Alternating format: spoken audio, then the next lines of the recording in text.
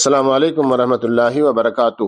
معروف عالم دین مولانا جلیل احسن ندوی رحمہ اللہ کی مشہور و معروف کتاب سفینہ نجات کے باب دعوت بلا عمل کے ذیلی عنوان محبت حق کا تقاضا سے حدیث نمبر 321 پیش کرنے کی سعادت حاصل کرتا ہوں۔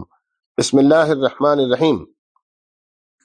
حضرت معاذ رضی اللہ تعالیٰ عنہ کہتے ہیں، رسول اللہ صلی اللہ علیہ وسلم نے ارشاد فرمایا، عطیات اور بخششیں جب عطیات اور بخششوں کی حیثیت میں ہوں تو لے سکتے ہو، لیکن جب یہ عطیے رشوت ہو جائیں اور خلاف دین کام کرنے کے لیے دیے جائیں تو مت لینا، اور تم اسے چھوڑنے کے نہیں، فخر و فاخہ اس کے لینے پر مجبور کر سکتا ہے۔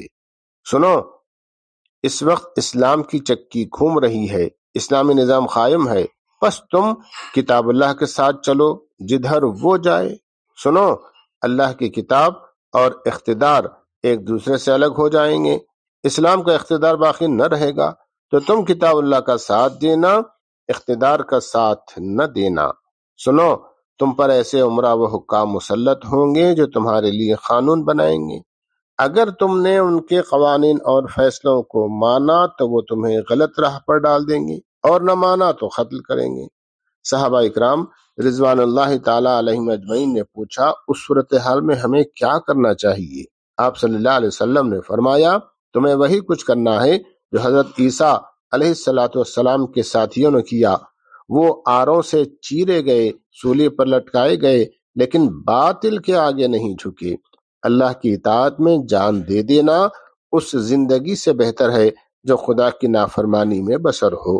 اس حدیث مبارکہ کو روایت کیا ہے معجم کبیر طبرانی نے۔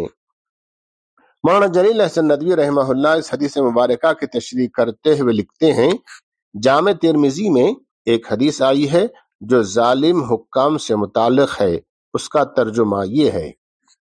حضور اکرم صلی اللہ علیہ وسلم نے حضرت کعب بن عجرہ رضی اللہ تعالیٰ عنہما سے فرمایا، اے کعب، میں تمہیں ایسے عمرہ حکام سے جو میرے بعد آئیں گے اللہ کی پناہ میں دیتا ہوں۔ جو لوگ ان ظالم عمرہ کے دروازے پر جائیں گے اور ان کے باطل کی تائید کریں گے اور ان کی ظالمانہ کارروائیوں میں ان کے مددگار ہوں گے، ایسے لوگوں سے میرا تعلق نہیں اور نہ ان کا مجھ سے، اور وہ حوض کوثر پر مجھ سے ملاقات نہیں کر سکیں گے۔ البتہ وہ لوگ جو ان عمرہ کے یہاں نہیں جائیں گے، ان کے باطل کو حق نہ ثابت کریں گے اور نہ ان کے خلاف حق کارروائیوں پر ان کے مددگار بنیں گے، ایسے لوگ میرے ہیں اور میں ان کا ہوں، اور یقیناً وہ حوض کوثر پر مجھ سے ملیں گے اور میں اپنے ہاتھ سے حوض کوثر کا پانی انہیں پلاؤں گا، جس کے بعد پھر کبھی انہیں پیاس نہ لگے گی۔ وآخر دعوانا ان الحمد للہ رب العالمین۔